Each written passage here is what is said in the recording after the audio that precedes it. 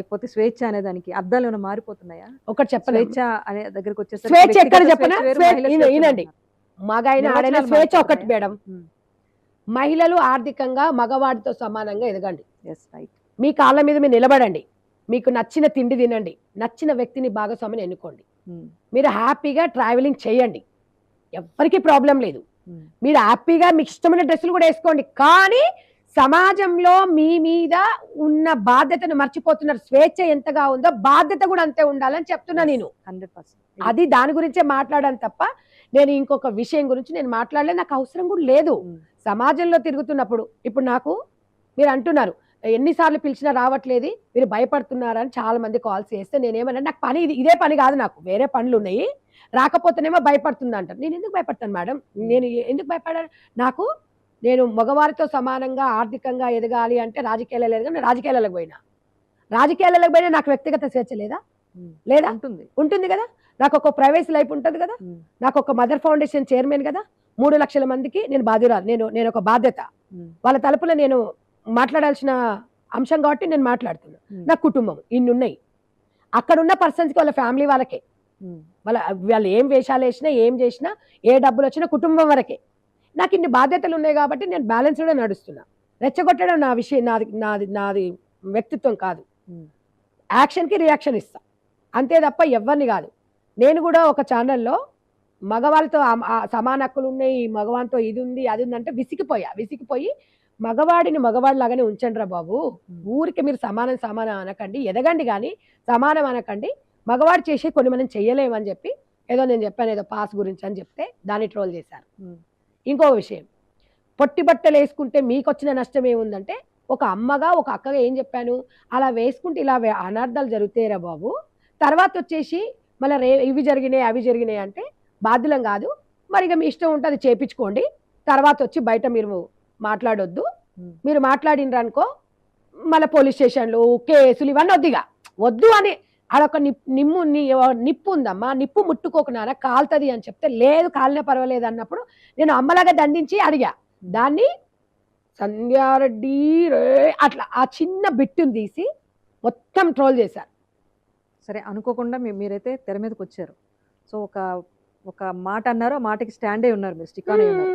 So ఇది అనసూయ ఇష్యూతో ఆగిపోతుందా, లేకపోతే ఫ్యూచర్లో ఎవరు వస్త్రధారణ విషయం కానివ్వండి, లేకపోతే మన హిందూ ధర్మం విషయం కానివ్వండి, ఏ విషయం నేను ఏది ధర్మాలు నియమాలు జడ్జిమెంట్ ఇవ్వడానికి నేను ఎవరమ్మా, నాకు తోసింది ఆయన నేను చెప్పిన ఇదే పనిగా నేను ఉండను.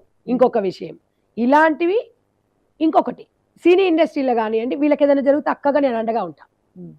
నేను ఇక్కడి వరకే కాదు, ఎవరికైనా ఉంటా, నా అవసరం ఉంది అక్క మీరు రండి. ఏంటంటే ఈ రోజు అనసూయ కావచ్చు, ఇంకొక ఎవరైనా మాట్లాడతాం డెఫినెట్ గా. ప్రైవేట్ అంటున్నా, ప్రైవేట్ లైఫ్ ని పబ్లిక్ లో పెట్టొద్దు.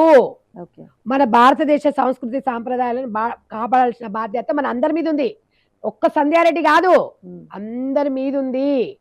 కాబట్టి ఎంత ఖండాలు దాటినా కూడా నాకు యుఎస్ నుంచి కెనడా నుంచి మెసేజ్లు ఫోన్లు చేసి వాళ్ళు నువ్వు వెనకకు తగ్గొద్దు, ఈ విషయం మీరు మాట్లాడండి, ఎప్పటి నుంచో ఈ చెత్తనంతా చూస్తున్నాం మేము, ఇది బాగాలేదు అని వాళ్ళు అన్నారు కాబట్టి నా దగ్గర ఎవిడెన్స్లు ఉన్నాయి, మీకు అందరికి ఇస్తాను, వాళ్ళ ప్రోత్సాహంతోనే నేను ముందుకెళ్తున్నాను తప్ప ఒకవేళ నా తప్పు అంటే నేను వెనకకి అయిపోయేదాన్ని తెలుసా. మీరు ఎవరు ఇప్పటి వరకు రాలేదు, మీరు మాట్లాడండి అన్నందుకు నేను మాట్లాడుతున్నాను. అక్కడ కూడా ఒక కాలరు ఒక విషయంలో గలీజ్గా తనని ఆ మాట అన్నప్పుడు మీరు మగవాళ్ళు కదా మీకు అలా రాదా అని నేను అడిగిన. అడిగేంత ధైర్యము ఎవరు ఏ మహిళ ముందుకు వస్తుందమ్మా? అంటే ఇవాళ దాన్ని మాట్లాడితే బూతు అంటే మనం ఇవన్నీ చూపించేసి మనం సగం మాస్ మసాలా లాగా చూపిస్తే బూత్ కాదా? మాట్లాడితే బూతులా అని అడుగుతున్నా నేను. అదే అంటున్నా, వల్గారిటీ అంటే ఏంటి? గుణం అంటే మీన్స్ ఏ కైండ్ ఆఫ్ నిర్వచనాలు పంపిస్తున్నారు సొసైటీ కదా. మరి కాదు మీరు నేనేమంటే మీరు ఒక్క నిమిషం, మీరు అన్నారు కదా ఓటింగ్ పెట్టినప్పుడు సమర్థిస్తున్నారా అంటే ఒక 3% కూడా సమర్థిస్తలేమని ఇచ్చారు. మరి అందులో వల్గారిటీ లేదా? ఈమెది లేదా అంటే బాడీ షేమింగ్ లో లేదా? ఉందా లేదా? మరి ఆమె తప్పు కదా, నాది ఎట్లా తప్పు అవుతుంది? మరి నీది తప్పు అయినప్పుడు నాదే తప్పు, ఇంకా కేసులు ఎందుకు? సరే ఫేస్ చేస్తామంటున్నారు కదా. అదే ఇంకొక మాట, ఇంకొక మాట వెళ్తాను, న్యాయపరంగా వెళ్తాను. మరి నువ్వు డిస్కషన్స్కి ఎందుకు రావట్లేదు? ఎందుకు ట్విట్టర్లకి ఫేస్బుక్లకి ఇన్స్టాస్కే ఎందుకు పరిమితం అవుతున్నావు? మనుషులను ఎందుకు రెచ్చగొడుతున్నావు? ఈ రోజు నిన్న కూడా పెట్టిండ్రు ఏదో ఎంట్రికలు ఇలా పెట్టి దీంతో సమానం, అది ఎవరో తిట్టినట్టున్నారు, డిలీట్ చేశారు. అంటే ఏంటి అంటే ఇదేంటి? మేము ఈ రచ్చను మేము కంటిన్యూ చేయాలనుకోవట్లేదు. మొన్న ఒక రోజు ఒక ఆవిడ ఒక చీర ఇచ్చి ఇది కట్టుకోండి అని పంపిస్తున్నా అంటే ఎవరో ఒక ఆవిడ నాకు శారీ పంపించామన్నారు, నేను ఇంకా వరకు రాలేదు, నేను వెయిట్ చేస్తున్నా. అంటే దాని అర్థం ఏంది మేడం? ఈమె అందరు జనాలు గుర్తించట్లేదు అంటే నేను ఏదైనా చేస్తా, నన్ను అంటే కేసులు పెడతా. నేను కానీ ప్రియా చౌదరి కానీ కరాటి కళ్యాణ్ కానీ చాలా మంది సమాజంలో సోషల్ వర్క్ చేసే వాళ్ళు కూడా స్పందించారు. అందరి మీద కేసెస్ పెట్టారు. ఎంతమంది మీద పెడతారు? తిరిగి మేమందరం పెడితే నీ పరిస్థితి ఏంది? ఇప్పటికి కూడా ఒక బిడ్డగా, ఒక ఆడబిడ్డగా, ఒక చెల్లెగా, ఒక అమ్మగా, ఒక అక్కగా నువ్వు అర్థం చేసుకుంటావు, రియలైజేషన్ అవుతావంటే అవకాశం ఇస్తున్నావు. మిమ్మల్ని టార్గెట్ కాదు, మీకు చాలా పనులు ఉంటాయి, సెలబ్రిటీస్ మీ పని మీరు చేసుకోవాలి. మీరు ఇంటికి పరిమితం కాదు, గాడ్ గిఫ్ట్ మీకు ఆ సెలబ్రిటీ అనేది. ఇప్పుడు మీ యాంకరింగ్ అనేది కూడా అందరికి రాదు, మీరు మాట్లాడే మాకు రాదు, అది మీరు న్యూస్ రీడర్, వెరీ హ్యాపీ. కాబట్టి భగవంతుడు ఇచ్చిన దాన్ని నువ్వు హ్యాపీగా చూసుకో.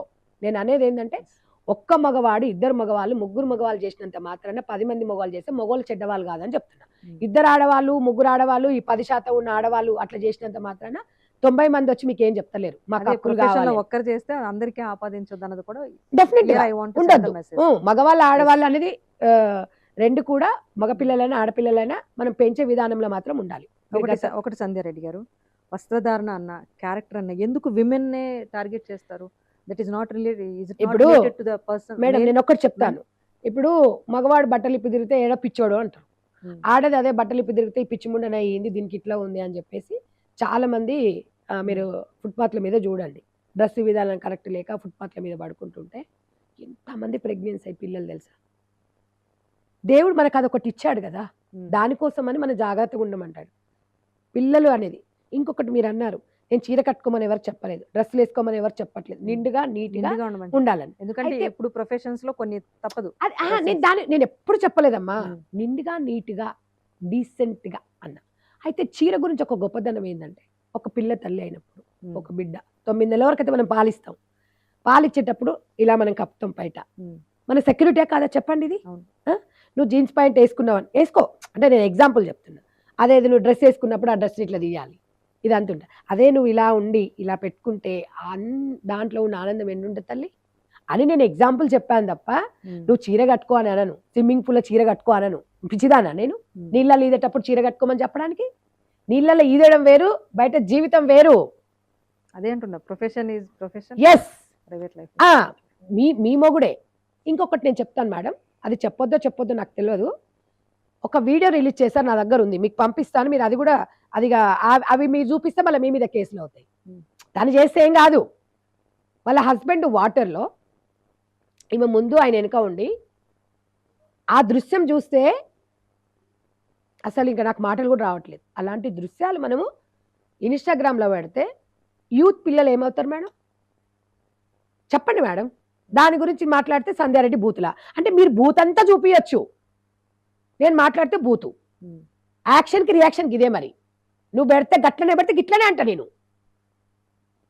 అంటే కొన్నిసార్లు కొంతమంది ఏమంటున్నారంటే, ఇక్కడ అనసూయ మాత్రమే కాదు, ఇన్స్టాలో చాలా మంది 40 years దాటిన విమెన్ కూడా చాలా ఆడ్ గా నేను ఇందాక మీకు ఏం చెప్పాను, ఇందాక నేను ఏం చెప్పాను, అనసూయ కామెంట్ చేసింది కాబట్టి వ్యక్తిగతంగా టార్గెట్ మేడం ఇక్కడ వినండి మేడం, అదొకే ఓవరాల్ గా మేడం తను సెలబ్రిటీ మేడం, తను సెలబ్రిటీ ఇన్స్టాలో అందరూ ఇప్పుడు మేడం అంటే తనకున్న ఫేమ్ అందరు, ఇప్పుడు తనకున్న ఫేమ్ అందరికి రాదు, తనకి వరల్డ్ వైజ్ గా తనకంటూ భగవంతుడు ఒక గాడ్ గిఫ్ట్ ఇచ్చిండు కాబట్టి జాగ్రత్తగా ఉన్నా. అవును మరి మీరు అంటున్నారు కదా ఇంతమంది సెలబ్రిటీ, మరి అందరు ఎందుకు వచ్చి ముందుకు రాలి, ఈమె ఎందుకు వచ్చింది?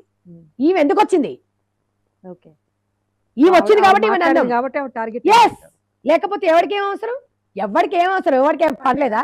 ఇక నీ మీదనే నీకంటే పని లేదు, అందరికి పని లేదా, పనులు లేవా అని నేను అడుగుతున్నా. నువ్వు మాట్లాడకపోతే అసలు వచ్చేదే కాదు.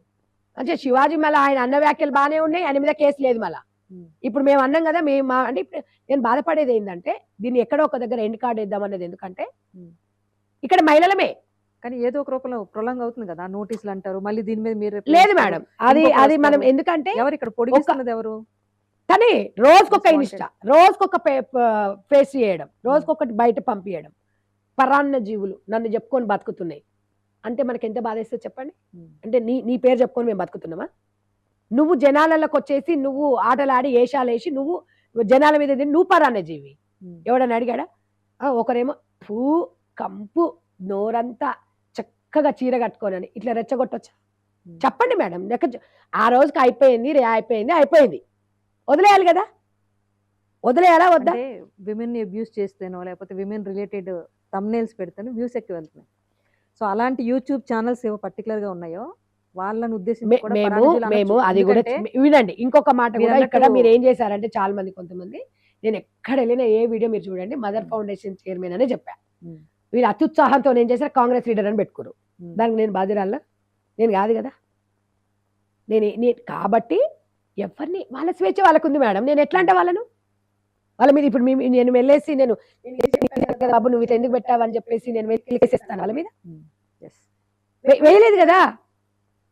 ఈసారి అలా వేయకండి, నెక్స్ట్ ఇట్లా పెట్టుకోండి మేడం అని మీకు ఇందాక కూడా చెప్పాను. ఇప్పుడు ఆమె కూడా ఏం చెప్తున్నా, జరిగింది జరిగిపోయింది, మనిషే తప్పులు చేసేది. పొరపాట్లో నువ్వు తప్పు చేసినవని కూడా మేము అనట్లేదు. మీ రైట్ నా హక్కు అను, మా హక్కులు అనకు నువ్వు. మా హక్కులు అంటే ఎవరా నీ హక్కులు ఎవరో రావాలా. తన పర్సనల్ ఒపీనియన్ ఆ ఫీల్డ్ ఆ ప్రొఫెషన్ అందరికీ వర్తిస్తుంది.